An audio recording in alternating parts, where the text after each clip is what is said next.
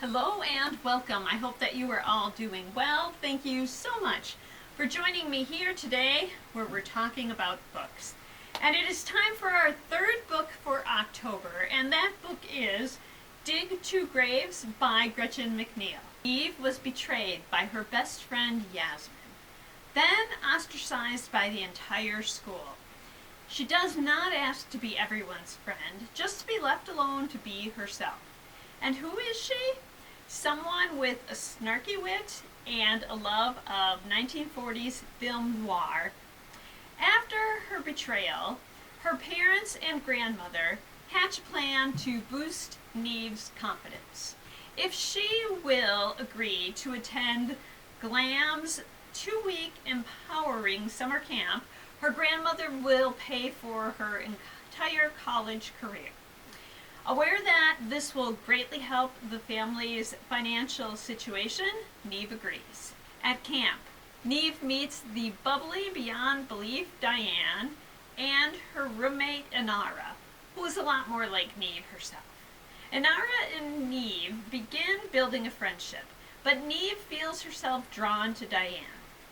On their last night at camp, Diane reveals to Neve that the guy who mistreats her at school is her stepbrother. Neve tells Diane the problems that she experienced with Yasmin.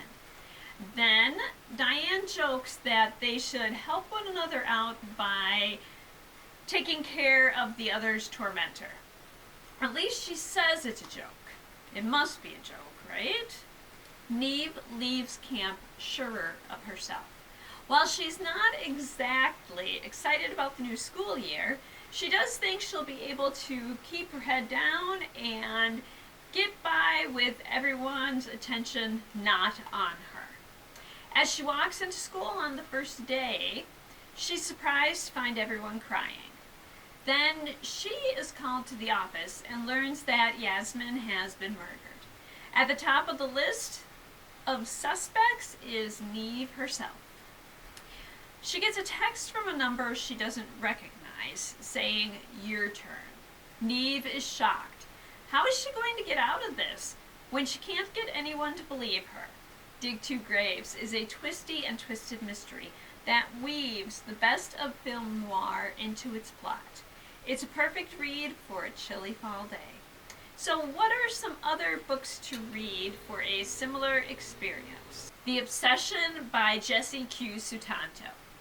Delilah's life is being turned into a nightmare by her mom's boyfriend.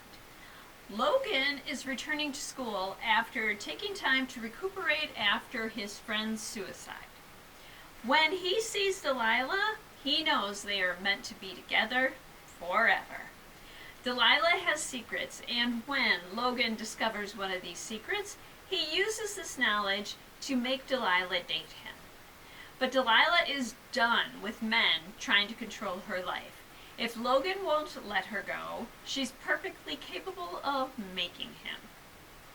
7 Dirty Secrets by Natalie D. Richards. And our copy is checked out right now, but there are other branches of the library you can order it from, and it is available on one of our online platforms, Hoopla.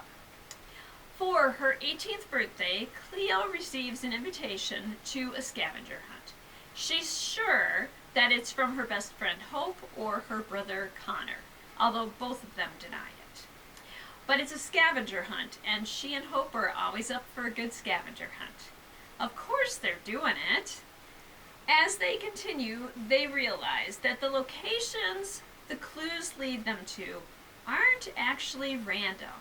They all have something to do with Cleo and her former boyfriend, who died tragically the year before. Whoever is behind the scavenger hunt knows what really happened, and they are not about to stop until Cleo and her friends pay. And lastly, Room Service by Maren Stoffels. I haven't read this one yet, but from the description, it seems to have the same vibe as our main story today. Fender, Linnea, Lucas, and Kate are at a hotel celebrating Kate's birthday. They'll have fun and they'll make memories. But last year on this same weekend, something happened and they're not talking about that.